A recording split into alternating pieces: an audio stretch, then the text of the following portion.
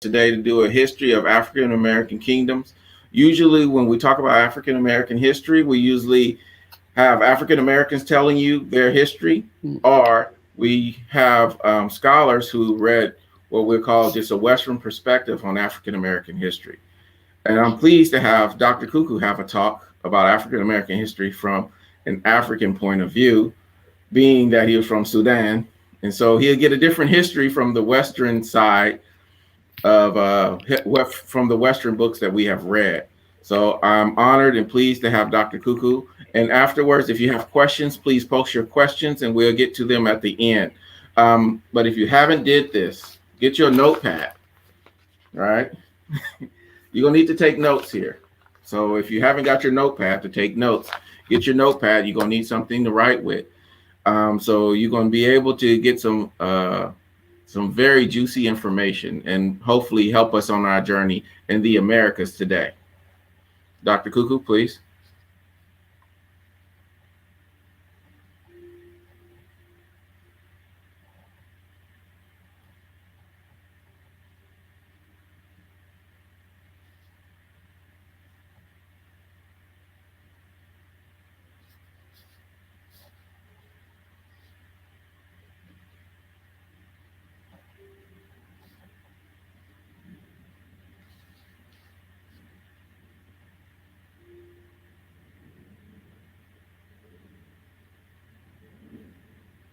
It looked like we lost him. Give us a few minutes for us to clarify, fix any technical errors that we are having.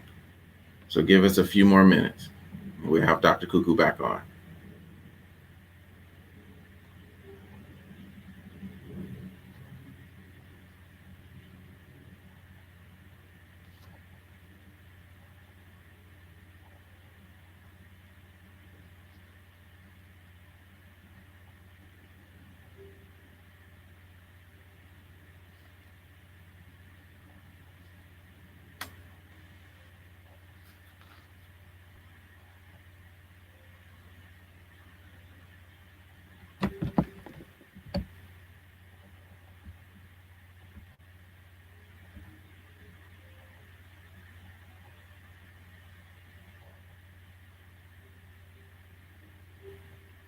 So hopefully he should be back on, inshallah. So until he comes back on, we can start. If you have any questions that you would like to ask, you can go ahead and start now, and then we'll ask them. Oh, we're back. Okay. I'm sorry, Dr. Kuku. Can you go ahead and do an introduction for us? Assalamu alaikum, General. Walaikum assalam. Can you hear me? Yeah. Are you on? Okay. Oh, good. Shall I start? Yes, please. Yeah. بسم الله الرحمن الرحيم والصلاة والسلام على أشرف المرسلين سيدنا محمد وعلى آله وصحبه ومن تبعه بإحسان إلى يوم الدين.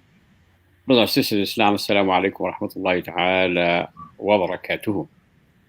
And I'd like at the outset to thank my brothers and sisters at the Sahaba Initiative who are there at the forefront helping our communities and educating also our communities in every conceivable way. So may Allah reward them the best of this effort into their account of good deeds. Amin Rabbil Alameen. And all this very important the month of the Black History Month, where we celebrate the very rich Black history, starting from the Cradle of Civilization in Africa, all the way to Europe or Americas. And today is number one overview African kingdoms. I'll be speaking about civilization in Africa through the kingdoms, because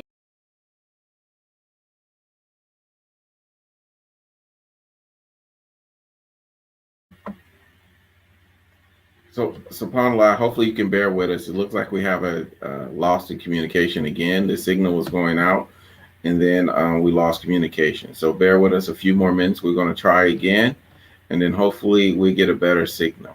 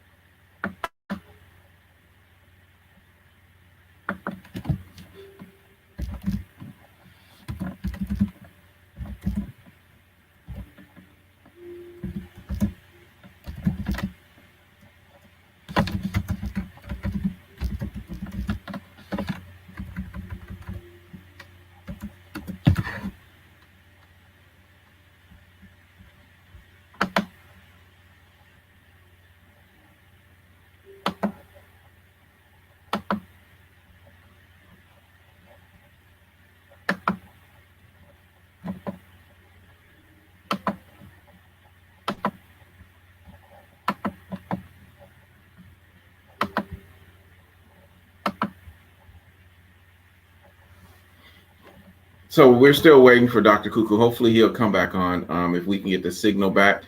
If not, hopefully we'll come up with we'll talk about the next show, which is next week. It's going to talk about activism in the African American community and some of the past individuals who are doing activisms and some of the people in the future that who are doing. I'm not in the future, but people who have been doing activism today in the present time, and some of the not so what we call past histories, like in the 70s and 80s, some of the movements then, including the Black Power struggles in the 70s. So I think we got Dr. Cuckoo back again. Yes, I'm back. Actually, I'm sorry. I don't know. Something happened with our internet here. But anyway, what I was starting to say is that this is my talk today is focusing on two major points or two-pronged strategy, as I said. One is speaking about civilization in Africa through the history of the kingdoms in Africa since the dawn of civilization. And the other is the impact of the African who came to the Americans on the life of the people and in generality, the life of the Americans here throughout the centuries they've been here. And as I said, Africa is a cradle of civilization. It is, I am of the opinion that the first human settlement took place in lower Nile Valley. And this is the opinion of Gordon Childs and others. And from there, people started to spread all over in some waves of migration all over. So that's the first settlement in what is known as the face of the globe today. And then Africa is also is a very rich place, rich in culture, 800 languages. You have science starting from there. You have the math, astronomy, so much of issues, and the first university in the world is started in Timbuktu in Africa. We'll talk about that later on. And Africa has vast resources, minerals, arable lands, domestic animals, wild animals, and lakes, rivers, waterways, long shores, and exotic fauna and flora. And so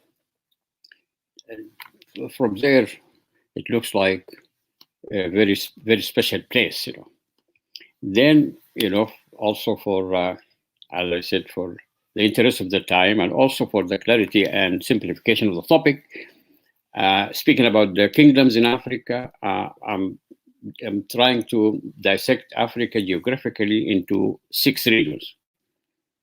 The Northeast Africa and the Nile Valley, East Africa, North Africa, West Africa, Central Africa, and Southern Africa.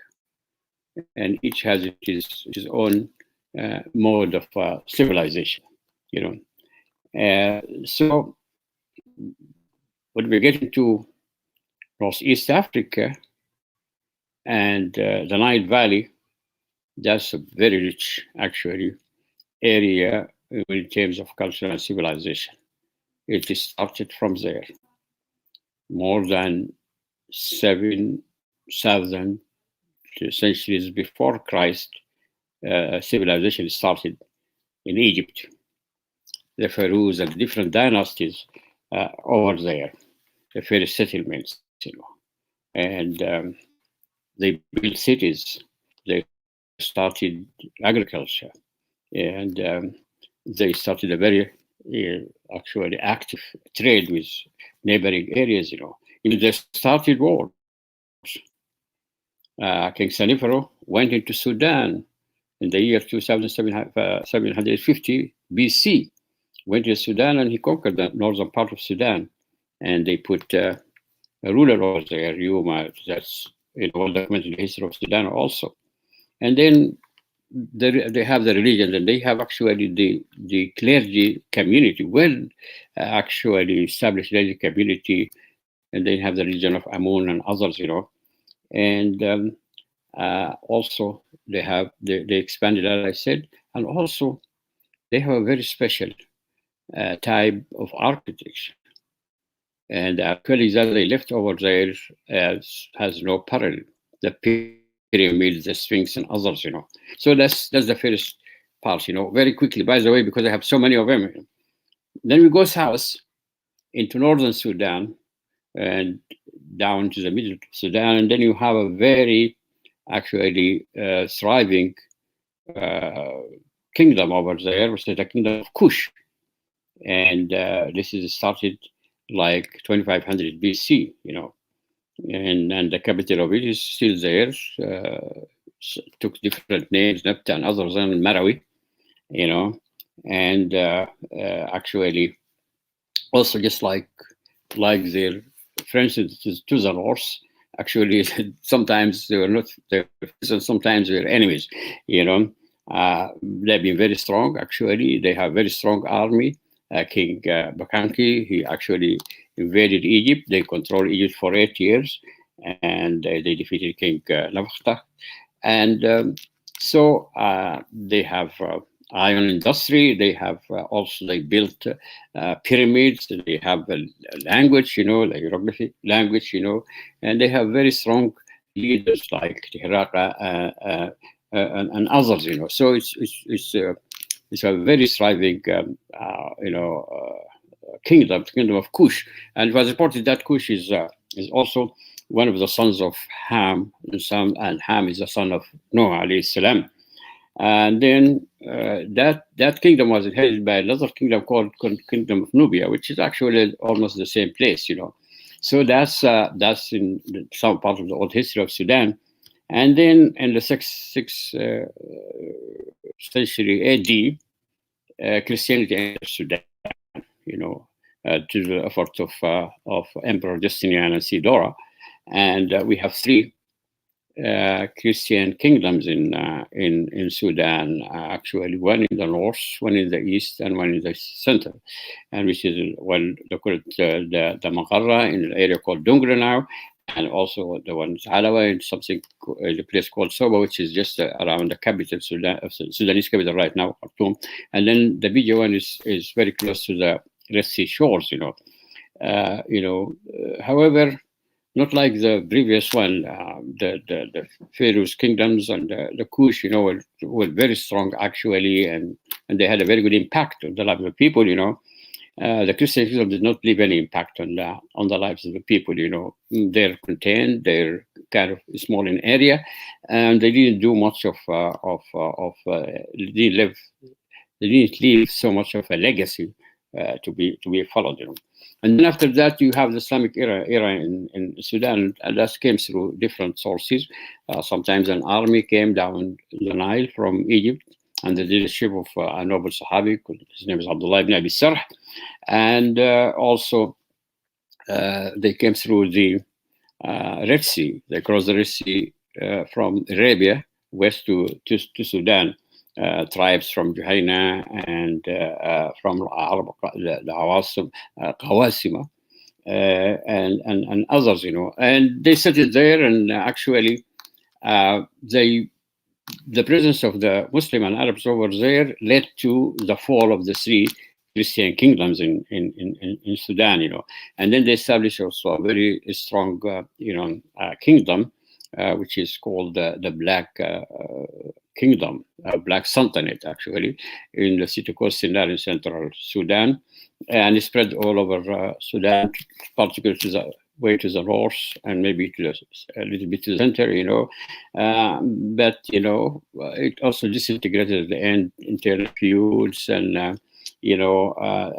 lack of actually good management, Then with that, actually, quite contemporary to it is the kingdom of the Abdullah, which is established by Abdullah Jammah, actually, who came originally from Mecca, and he established this kingdom in northern Sudan, which is the first Islamic kingdom, full-fledged Islamic kingdom in northern Sudan. Actually, just to back up, Sinnar started in the year 1488 until to the year 1821 when the Ottoman, the Turkish came in, and also the Abdullah kingdom started in 1489 and until also 1881. Then there's, actually a group of small kingdoms along the Nile, from the north, which is it's a Nubian kingdom under Hassan Kashif, and then in the area of Mahas, which is just south of it, under the area under King Subair, and then you go to the area also a little to the south, the area of the Shaigia, under the King Shawish, and then all of the Aliin, actually, under McNeil. So Sudan was full of kingdoms throughout this history, and then there is going west, there's a very strong actually kingdom in Darfur. Everybody knows Darfur today, and this is actually a kingdom that is quite akin to the kingdoms in West Africa and Central Africa. This Islamic kingdom was very strong, had also very good relation with the outside world. They have the allegiance to the Khalifa in the Ottoman Empire, and established basically the strongest of them is. They have two emperors actually, or two sultans. They come to my memory here. One is Suleiman Solong, considered to be actually the one that who really established the kingdom, and he put the laws for it, which is the laws of Dali, and it's run just like Sinnar and Abdullah. It's run along the Sharia lines and things like that, And then Ali Dinar, who came later, after it was attacked by the kingdom of Zubair, and for a while, and also when the Turkish came, also with the invading army, actually they killed their ruler in central Sudan, in Kurdistan, and it died down. And then Ali Dinar revived it again until 1916, when he also took the British took it over, And to the south of them, also there's another Islamic kingdom in the area of Bahr al-Ghazal, established by Zubair Basha, who was from central Sudan, from area in the Khartoum area, but he went over there and he made people get into Islam, and he made a strong kingdom. And then there are others, over the Musabbaat and Tagali and other, so many names in Sudan. I don't want to take too much of it. In the meantime, around the end of the 19th century, the Mahdi appeared in Sudan. He established a state after he killed the British governor Gordon Basha, and he took over in 1885. Then he died the same year, and then his successor, the Khalifa, actually ruled for 14 years until the British came and took Sudan as a colony in 1899. So this is, I'm very quickly going into this. Then I'll go into East Africa very quickly. Also, there is a very strong kingdom in East Africa, the kingdom of Aksum. Aksum is actually covering the area which is now Eritrea and Ethiopia. It accepted Christianity because it has some relation with the Byzantines and the Roman Empire, and actually for certain times it was very, very strong. It started between the 2nd and the 3rd centuries, actually AD, and lasted until between the 7th and 8th century when it declined, and fell. But it was very active in trade, a juggernaut of trade, And as I said, it is the first kingdom, big kingdom, to accept Christianity after the fall of the three kingdoms in Sudan, the Christian three kingdoms in Sudan. And now the present Orthodox Ethiopian Church is actually the heir that took from there. They took their legacy and they accepted their Christianity. And next to them, there's also another a little bit vague empire called the Land of Bond. And this is around the area of Somalia and northern Kenya and things like that. And very little known about it, but they used to work they bring spices and whatever from the east to the African Horn and wherever, And then when you go down to the east in East Africa, you have coastal communities. The interior was like kind of a dark area. And you have just like the form of the city-states that used to be in Europe, like Genoa and Venice and other. Then you have Mombasa, and you have Dar es Salaam, which is the capital of Tanzania right now. There is a state around this, and basically, and have Zanzibar. And Zanzibar also, all these states were established by the Omanite who came from Oman. And you have two families, Ariba and the Ariba and Abu Sa'id, who came from Oman and established the rule in East Africa. Very quickly, I'm going over that because I don't talk too much. I don't want to take too much of your time on this part before we go to the other part, which is a very important part. Then we go to North Africa. Okay, so what characterized actually the North Africa was ruled by families. You cannot say sometimes there is a kingdom per se until the last family in Morocco established the current kingdom in Morocco. But in Tunisia was ruled by the family of the Hassan Hafsi, and also Algeria was ruled by the family of Abdeldar and the family of Bani Zayan and others, So families were running this. But before that, actually, before those families came over and before Islam came to the area, there was a very strong kingdom over there called the Kingdom of Garfage. In Arabic, they call it Jannah. And this is around the present city of Tunis, which is the capital of Tunisia.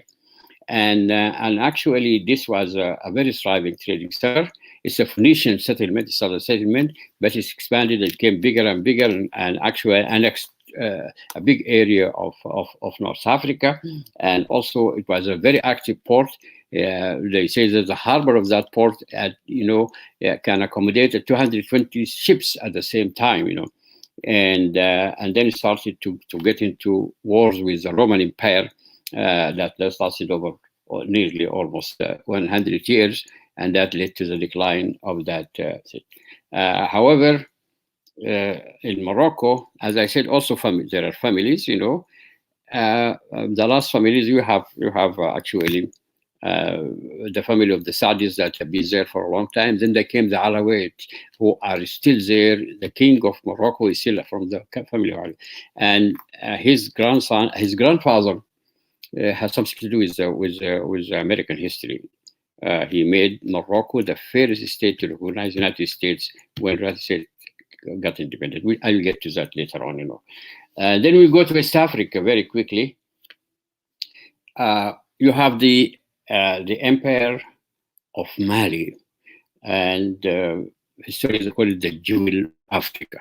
The Jewel Africa, and Mali was established, around the beginning of the 1300s by a very strong leader, Sindiato, Sultan Sindiato Quito. Sindiata is well known in the area by that time. Actually, he is the one who brought his people together, and basically from the house of people, and he established the first of all the Messina, and then he established the kingdom of Mali, and he was a very, very knowledgeable man, actually, and he focused on knowledge, and he established the first university in the history of mankind, the first university in Timbuktu. And it's called, Timbuktu Sankore University. And it has 700,000 manuscripts between books and documentations and which was amazing, numerous schools, and also it's open up to the other world, and they had very good relation with the kingdoms around them, Next to it, and came shortly after it, is the kingdom of the Songhai in West Africa, which is Islamic kingdom also, and took. They moved a little bit from Timbuktu to a city of Gao, and they actually when Mali started to appear weak, they took over Mali also, and actually the emperor who establishes Askia Muhammad, and he annexed Mali. He annexed the land of the Mading. He spread his land west to the shores of Senegal, and south to the shores of Ivory Coast. So it expanded in a very big area. And he put a very sophisticated, actually, bureaucratic system to run the place. Also, they had a very, actually, they had a very active trade. Trade was very active even for Mali and for Sanjay, and actually it was it was reported that the gold was too much over there. To the point that it's lost it is value, and in that area.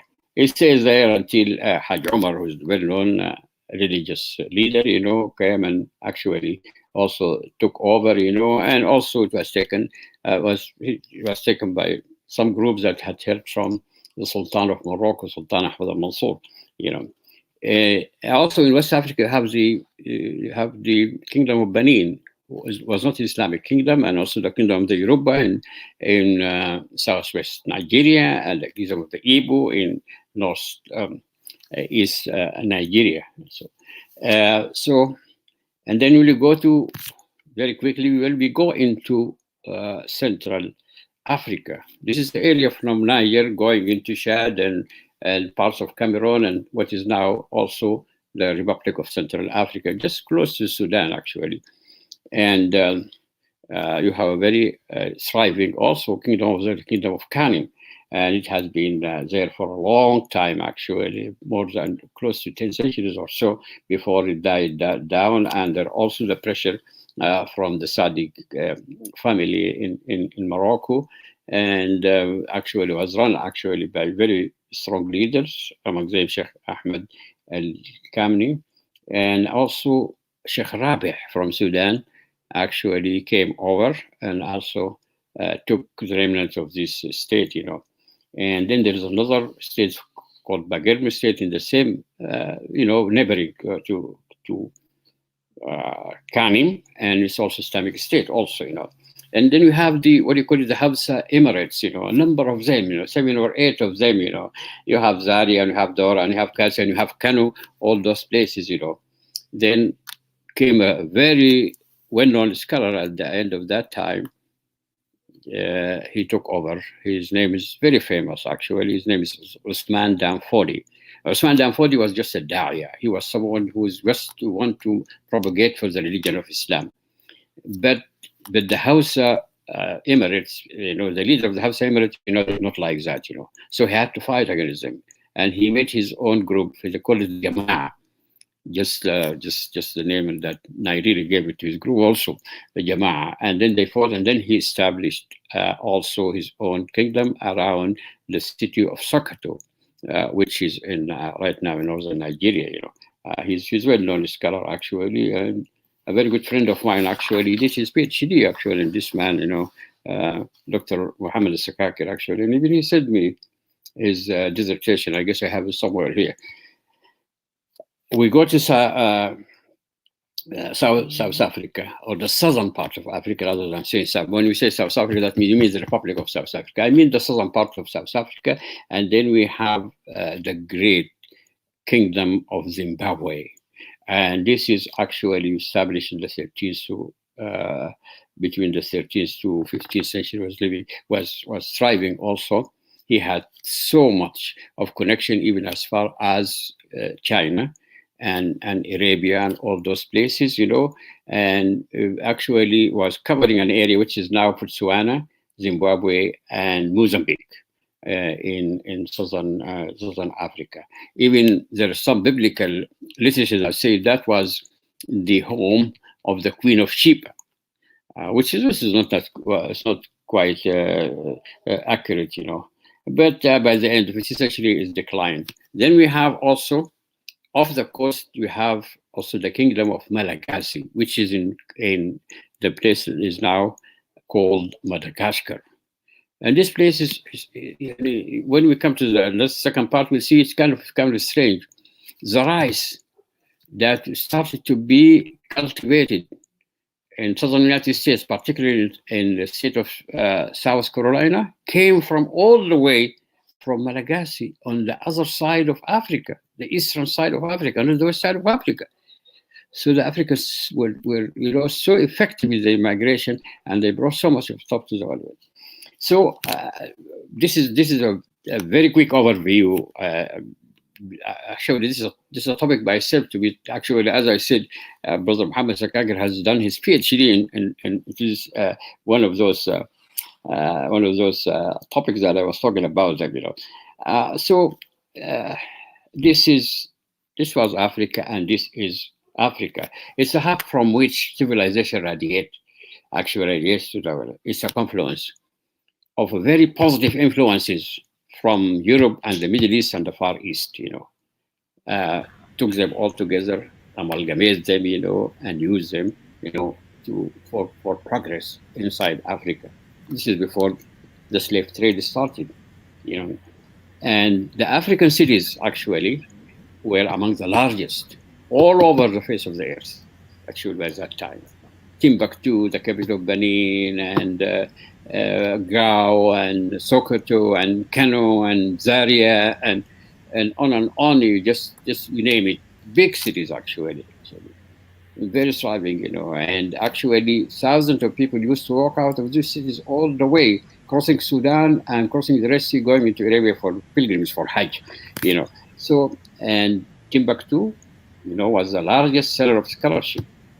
Sciences, as I said, astronomy, so many things. The first university established all over, and life was very prosperous, Actually, there's a quote from Olida, Equiano, who was taken into slave trade as a young boy, he was speaking about, he said, everyone in Africa by that time was productive. All of us, we work in agriculture or animal husbandry or something like that. And he said, we didn't have beggars. Africa didn't have beggars at that time. So, it's this is actually, Africa. Then That's the African scene. Very quickly, I'm coming to the American scene, you know. Okay. And where were the Africans as far as the Americans are concerned before the transatlantic slave trade? In the Before you early go to that, 16th. can I ask you a question real quick, if you Oh, don't sure, mind, sure, Kuku? sure, sure, Dr. sure, Kuku. So, sure. you mentioned you mentioned Mali and Santi Kota And Sunjai, and Sunjai.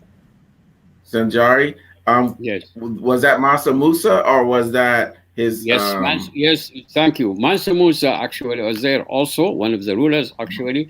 And Mansa Musa actually, when he going for Hajj and he went through Cairo, he took a huge amount of gold that the Egyptians were so surprised. He gave them gold and sit there. And actually, also, as I mentioned, the value of gold came down because actually the trip of Mansa Musa, you know. Yes, Mansa Musa is very famous leader among those people who actually took charge of the actually kingdom of Mali. Yeah, you're right, Brother Janero. Yes, yes. I should have mentioned him. You know. I don't know. Sometimes I like Sundiata, but Mansa You Musa. have the Yeah, information, I and I have. was listening I have to a the good friend name. of mine. Actually, he named himself Ibrahim Sundiata. He's a professor of political science at Northwestern University, Chicago. Um, Yes. Okay. Yes, probably you know him. He's a very good man. Okay. So I said, when we look into the American scene before the slave trade, was there any presence for the African over there? The answer is definitely yes. Yes. People speak about the slave trade. I'm going to get to it. But the Africans came to the Americas and went almost all over the world, by the way, long before the slave trade started. In the beginning of the 16th century, you know, explorers came uh, from Africa. They came to what is known United States. They went to Mexico. They went to Ecuador. They went to Peru. They went crossing also what is now Panama and Colombia. Okay, and and this is the reason why some scholars says you will find pyramids among when we look into the civilization of the Inca and the Maya in Latin America. You will find pyramids quite similar to the pyramids in Egypt. And the ideas building pyramids came to these people from the Africans who came over to these areas long before the slave trade. Okay. And then we have explorer, Africans, well, we call it Stefano. And maybe the Latino literature, they call it Stefanico. He came over actually, and he led the Spaniards. You know, he brought helped them to come and spread over what is now southwestern part of the United States, Texas, New Mexico, Arizona, and Southern California. And he led them to get into this area. Also, the Africans actually they crisscrossed all the area along the Pacific coast from South America, Central America, and all the way up to maybe Canadian borders, north of San Francisco today. You know, they led the French Jesuit brothers, the Jesuit brothers from France. They want to charge the borders of North America. They were led by Africans to those places, and they helped them to charge it. You know. I don't want to get into those who brought Columbus over to the Western world. There's some who believe that Columbus also was held by sailors from that area. Before exactly around 1619, the pilgrimage came from and the Puritan came from Britain on 1620. A year before that, there's a group of African who came just to work here, and they were employed in Virginia as indentured labor to work and to get money without being enslaved. Unfortunately, their descendants and their families have been enslaved 50 years after that. After the slave trade started to become a kind of an institution in America, they put them in slavery. Why they came here as very free men to work, just regular work, And that was in Jamestown, in Virginia. Also, there is here, unfortunately, there's some sorts of information on this. It's not event actually. It is a state called Musa Fort. And Musa came over through Morocco with his men in the beginning of the 10th century and settled around what is now called Florida, northern part of Florida, and his capital was around San Augustine, if you know northern Florida. And I went to that place and I visited there to find out, And he established his state over there, and established a state that is going along the Sharia lines. And he did it along the same pattern of the states of the Muwahideen and Murabitin in Morocco, where you have a leader and then you have a religious leader. The political leader was Musa, and the religious leader someone by the name of the Sheikh. Okay. Until today, we have a descendant here in California. He lives in Fontaine, California. Ahmed Hassan, his people, his ancestors, came as soldiers with Musa, and they settled with him there. And he told me that the oral literature they're getting from their ancestors is that his people came from northern Sudan, and maybe they're Nubians. Okay. But they came with Musa. Unfortunately, if you go into WikiLeaks, whatever, or internet, you will find Musa as, it's the Spaniard. They put it as a safe haven for the freed slaves who run from south from Virginia. So that's not right. That's not. It was a state by itself. Then there's a man by the name of Hajali. Hajali, actually, his name is Haji Ali. And Haji Ali came over here around the 12th century. And he was crisscrossing the areas starting maybe from Georgia and Alabama and going west until he reaches Southern California. This man, he is the one who brought the camel to North America. And my hunch, I was talking to a very good man, Professor Gunderson, and he told me that Ajali came from Arabia. I told him probably he came from Sudan. And the reason for that, he brought the camel with him. The best type of camels are found in the Kababish and the Shukriya area of central Sudan. And the camels that travel all this distance, crossing the Atlantic Ocean, must be a very strong type of a camel. So mostly brought it from over there. Hajali was all around. He connected with some Indian tribes. He made them accept Islam, and he stays there. And by the way, Professor Gosser told me that there is some small cities in New Mexico, Western Texas, Arizona, you find some street by the name of Hajali to commemorate the legacy of this man. Hajali came over. So these are, the scene before the arrival of the slave trade, transatlantic slave trade.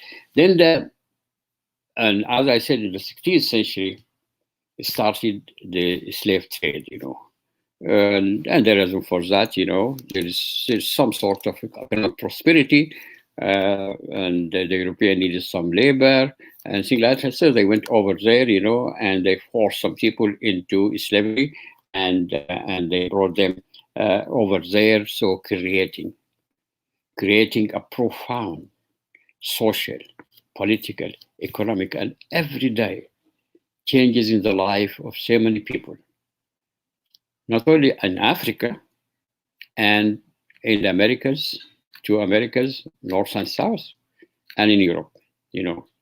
Unfortunately, one part, Europe and the Americans had benefited from that, and they had prosperity. The other part in Africa, they were depopulated.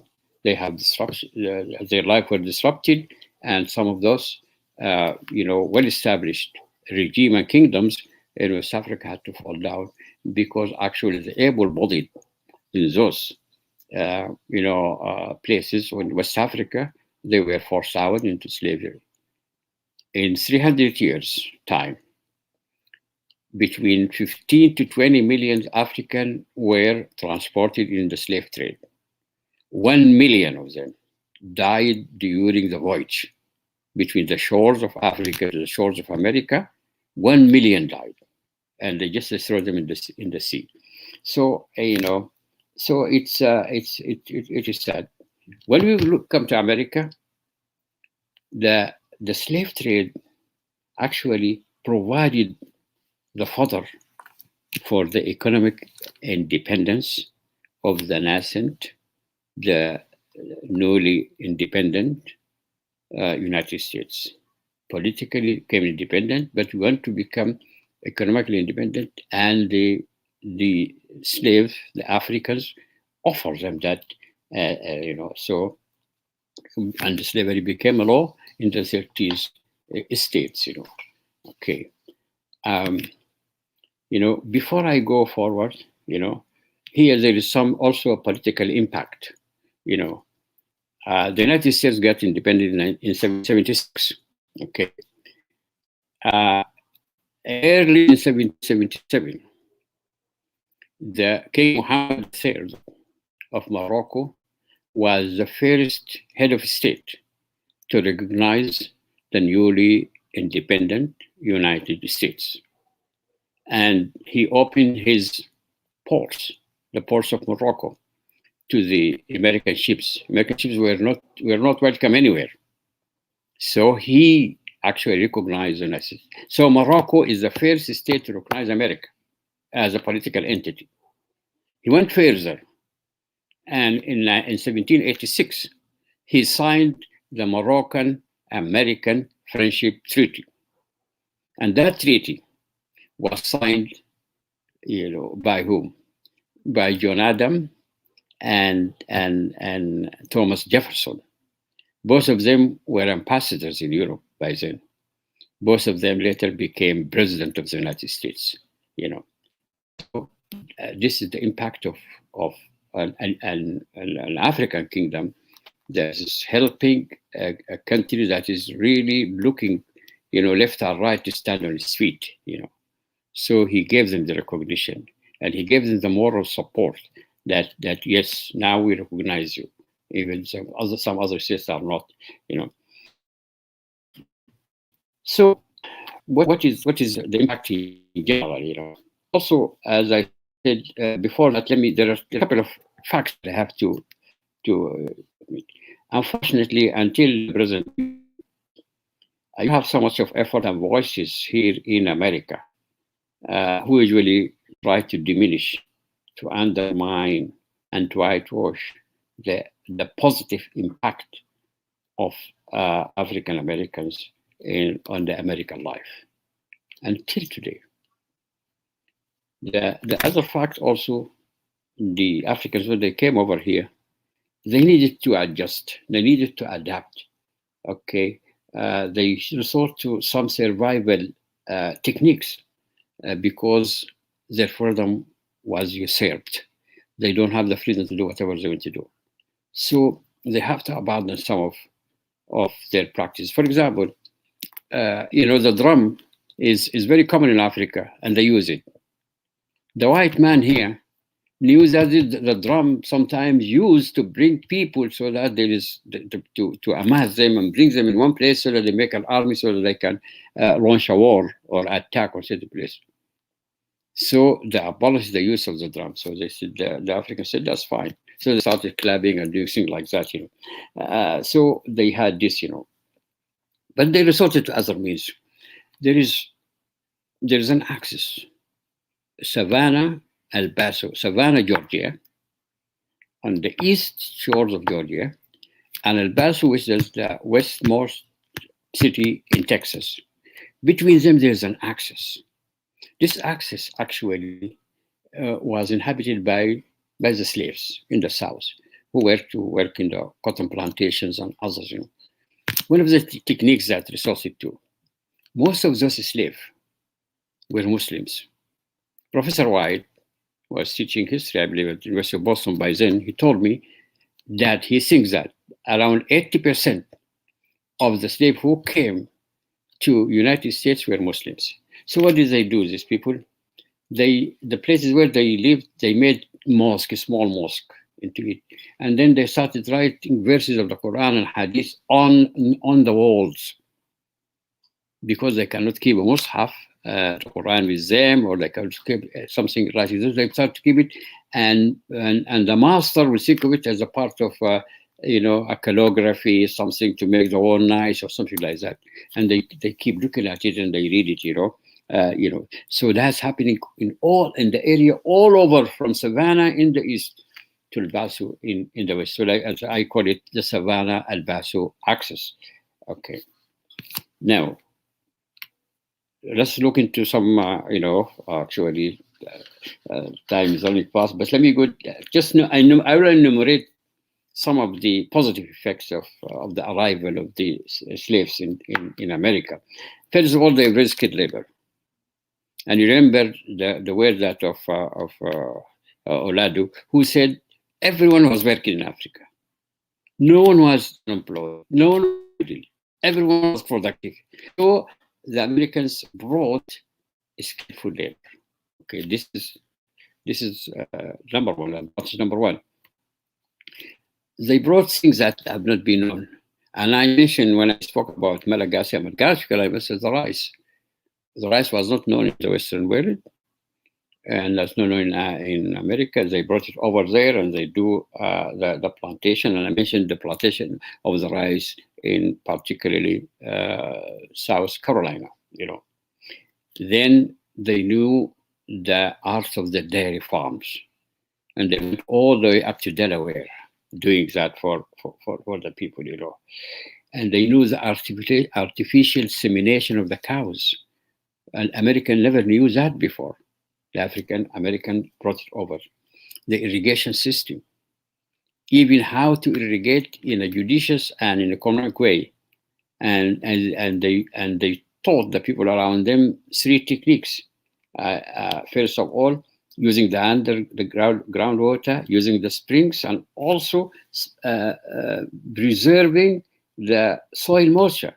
The soil moisture, that the water that in the soil need to be reserved in order for me to use in the cultivation. American never used that before. They never knew it, and the African taught them how to do it, actually.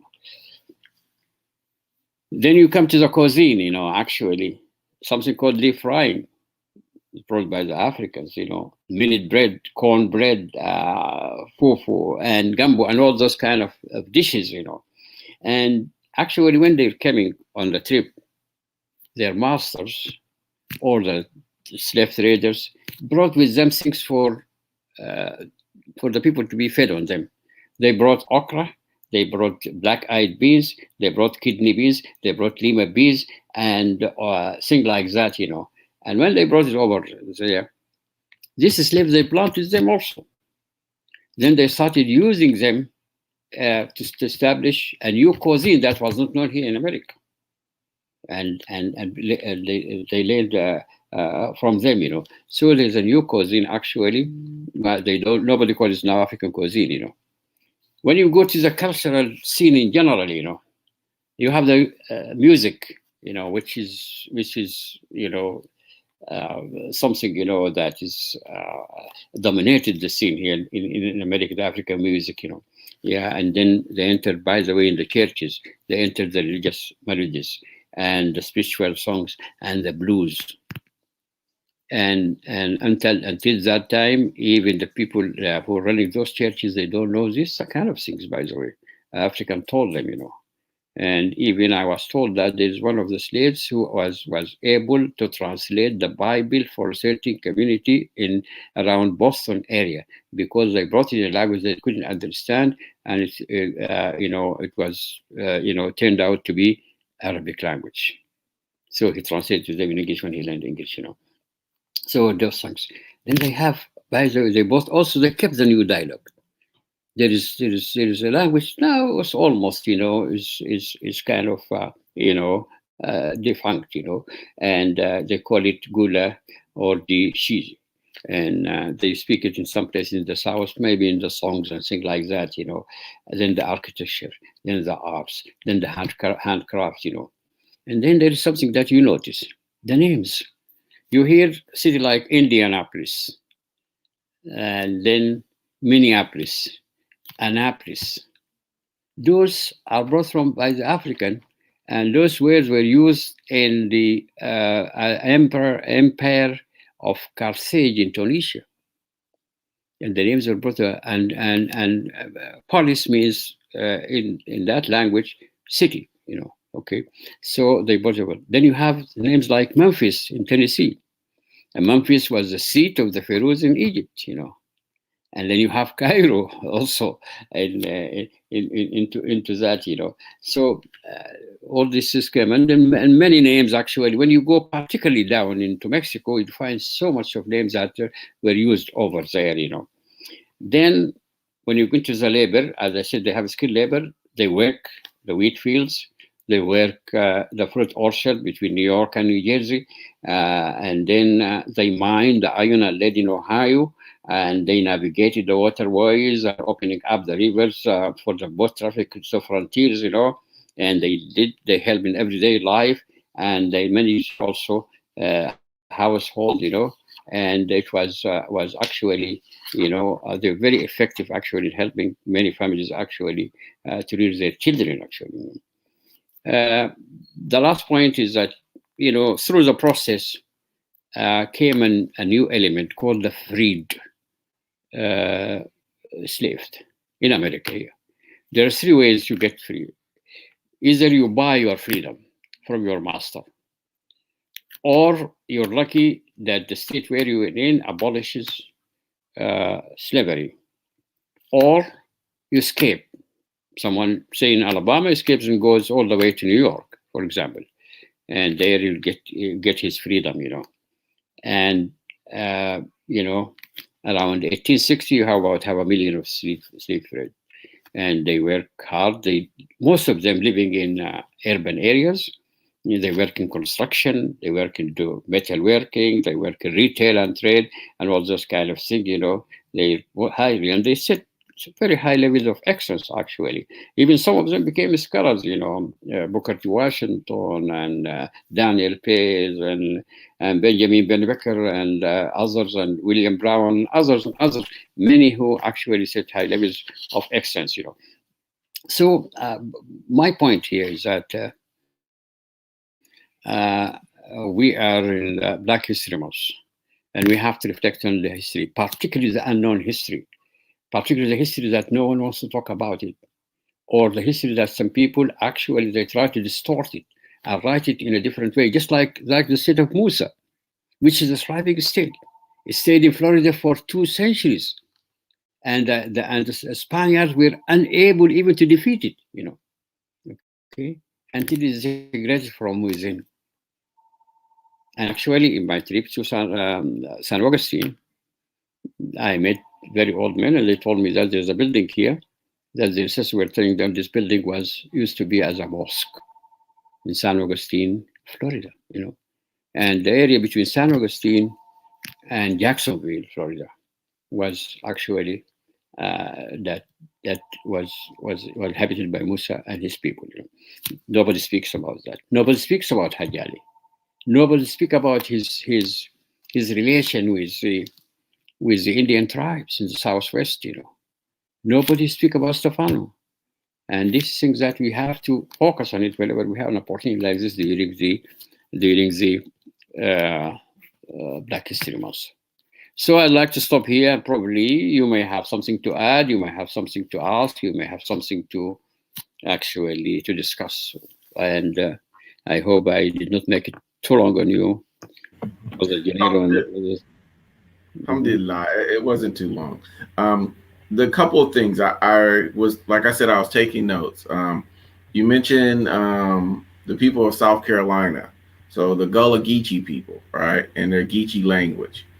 I think people would be remiss if they don't learn a little about those individuals. Their language is, well, the name of their name start with Gullah. So Gullah, Gullah. Yeah. Right. So if you remove the G, what do you have? Allah. You see what I mean? They still worship on Friday. Yeah. Maybe this is a part of the adaptation. Maybe this is a part of the survival, techniques. Not use the name of Allah directly, and you put something just to kind of cover it. Yeah, and you'll find it throughout the South and other places, like you mentioned before about the cuisine and the food. I mean, most of the food we call traditional Creole or what do we call traditional Southern food, like you said, with the okra. If you are an Arab and you have a dish with okra in it, and you come here and you say, "Oh, they got okra too," you're surprised, right? That's right. Yes. The food definitely tells on people, right? Yeah. So I'm glad today I have an eligible Southerner with me today. So generally, you grew up in Alabama, right? Yes. I grew up in Alabama. So the food, when you mentioned the food and the people, a couple of things I knew about Fort Musa, which was interesting. I did a little information about Fort Musa. There is a couple of forts out there that has different names. I mean, even the word Alabama, if you take the AL and you got Obama, right? Right. So it's all in there, whether we want to admit it or not. And this is one thing about the colonies, and to get into the question I had for you, to get into the colonies, the 13 colonies did not expand into Georgia, Mississippi, Alabama, and Florida until the 1800s. Yeah. So we had 1620, you mentioned Jamestown's the first Africans. And this is the interesting thing when you mentioned, I want you to clarify a little bit. Because we have the date 1619 or 1620 for the first African coming to the Americas, but the people use the word slave and you use the word indentured. Would you explain a little bit about the difference? Yeah, actually, myself, I tried to see how they got here before even the transatlantic slave trade started. They somehow got here, and they were respected as people of skills who can help. So the colony in Jamestown in Virginia use them and use their skills, and they work fine over there. They help the people and everything, and actually it seems like they came in from families, so they have their children also grow up in around the colony, and they also became skilled in the same thing that their fathers and mothers are doing, and they stay there as free people.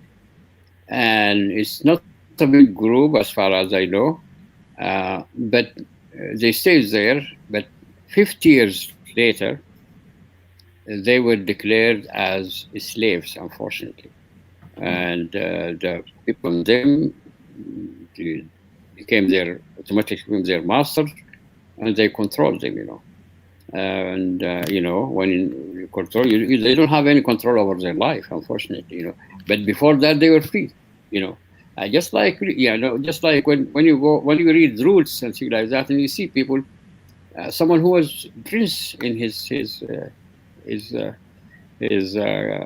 homeland, now he finds himself just in a few days he is a slave, and he has a master and someone who's ordering him, and he has no control over his his life, and things like that. And just like the young man that I quoted earlier, Olid Kino, he was a son of a king, and he was brought over, kidnapped actually, and took him as a sheep, and he came over here, and he was speaking about his life back home, and he said we had very good life, but they brought us over here, and it's miserable, Yeah. So anyway, yes. Back to your question, those people actually came before, just like the explorer, just like Musa, just like Hajali, those who came before even Columbus, came to the Americas, and they know about it before Columbus, and they settled here for a while, and Musa's fort disintegrated. Hajali was like a one-man show, but he was very effective, traveling around, until he probably died somewhere in the southwest. You know. Yeah. So I have another question Sure. about you mentioned Hajj Ali, Yes. and you mentioned New Mexico and Arizona area. Yes. Um, where can we get information about this person? Yeah. The person who actually searched this issue is a professor who was teaching in Alabama, in Tuscaloosa, Alabama. He's the one that I talked to him during my visit over there, and he knows about it, about Hajari, and I believe he got some sources. It's been a while. He told Hmm. me about this around 1977, actually. I mean, and Tuscaloosa, Alabama, actually. Uh, Hmm. he's a he is a professor of, I believe, history, and he's teaching history or journalism or something like that, And he has a lot of knowledge about the presence of the Africans before slave trade in America. Unfortunately, I lost his contact, but we can try and find about him if he's still teaching over there. That has been a long time ago, actually. Yes. 1977, actually. Yeah, Yeah, 77. yeah, yeah. Yeah, that is a long time ago. So I'm pretty sure if he wrote papers or journals, You might. they We might can have we can check. papers or journals. Yeah, yeah. We can check on.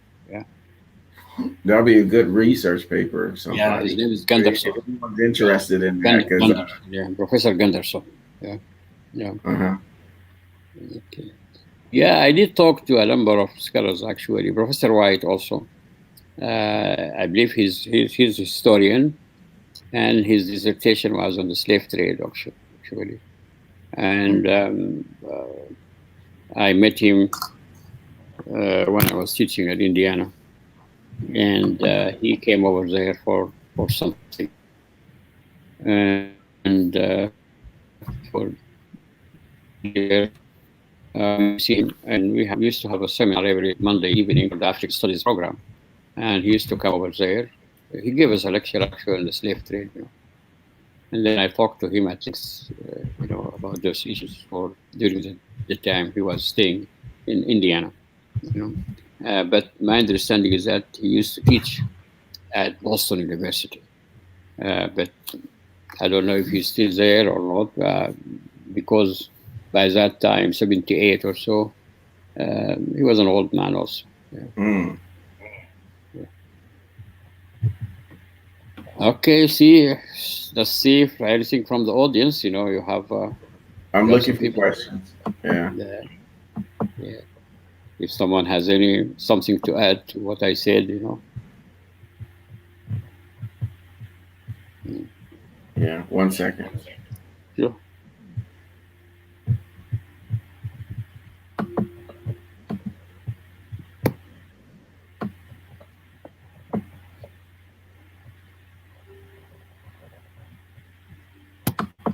So I don't think there's any more questions. we want to pray out, and we'll wrap it up if you don't mind. Yeah, sure.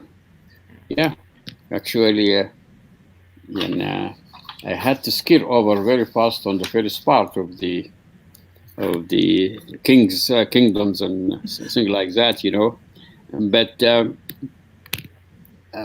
I want to emphasize the connection.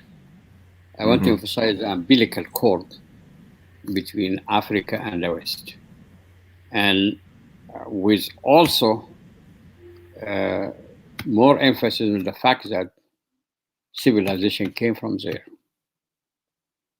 When Africa was kind of an advanced place overall, other parts of the world are in kind of dark ages, you know. Unfortunately, now the story is kind of reversed, and people look at Africa, they call it the dark continent, which is very wrong. It is not dark continent. It's a place that has so much to offer to humanity at large, and it did in the past, and it will do now, and will do in the future. Okay, and when they say if you don't have a past, you don't have a future. Now we have a past.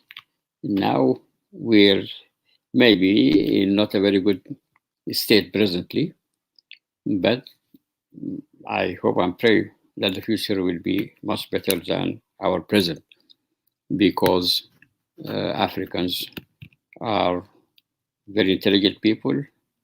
They have very industrious mentalities. They have so much of skills and capabilities, and they can do so much actually, as I said, for humanity at large. It is unfortunate that the slave trade has led to the decline of many cultures and civilizations over there, depopulated the particularly West Africa. Actually, not only from Senegal until to Congo and Angola. Actually, slave trade was there. They're picking slaves from all over that area, from Senegal all the way down to Congo and Angola. But there is so much that Africa can offer to mankind, and just you need to look at people in Africa. They need to look at themselves, and they trust themselves, they trust their abilities, and then they go. There are so much of resources to be tapped. Mineral resources in Africa have no parallel anywhere, Okay. And many of them are just gone, here and there, and but still there's so much underground. They can do so much. Also other resources, animals, as I said, and timber and arable lands and whatever, I'd like to feel good about the future. I'd like to, and hopefully it will, inshallah, I will say. So probably that's part of my message today. And the Africans are still doing good to Americans, even even the later migration. Yes. Many people came rather late compared to the first waves of migration, and now they're professionals in different fields, medicine, in engineering, in teaching, in business, and whatever, and they're doing a very good job. Doing a very good job for this country. And many came actually. Many people came to study here, and then they stayed, like myself. Yes, I like get the yourself. degrees and stayed here. And we're happy to have you here. So I may go back to Africa. Yeah. Yes, yes. And I'd like to thank you again, my very good brother, Janero. Jazakallah khair, barakallah fik. You and have initiative. You always give me this forum. I have done so much of talks through your forum, and that's too nice of you. Barakallah fikum, and As you know, you have my support all the time, and you're doing a good job to our communities, actually. And even the state of California has recognized you as a Yeah. nonprofit of the year, maybe 2 years ago or so. And you're doing a good job for everyone. And this is, we like to give you the credit for it, actually. And we like to make dua for you that Allah subhanahu wa ta'ala accept what you are doing. And also, I'd like to thank my brothers and sisters who are in attendance right now. I don't know who they are. I am sure at least I have my niece attending from Virginia with us right now. But who else, I don't know. Okay, thank you very much. Jazakumullah khair.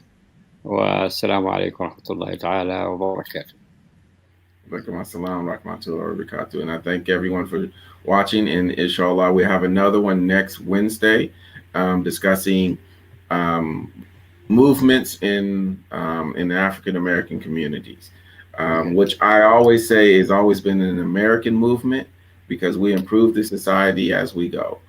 Assalamu alaikum to everyone. Yes, very good. Yeah. All right, great. Thank you very much. Assalamu alaikum. Alaikum assalam.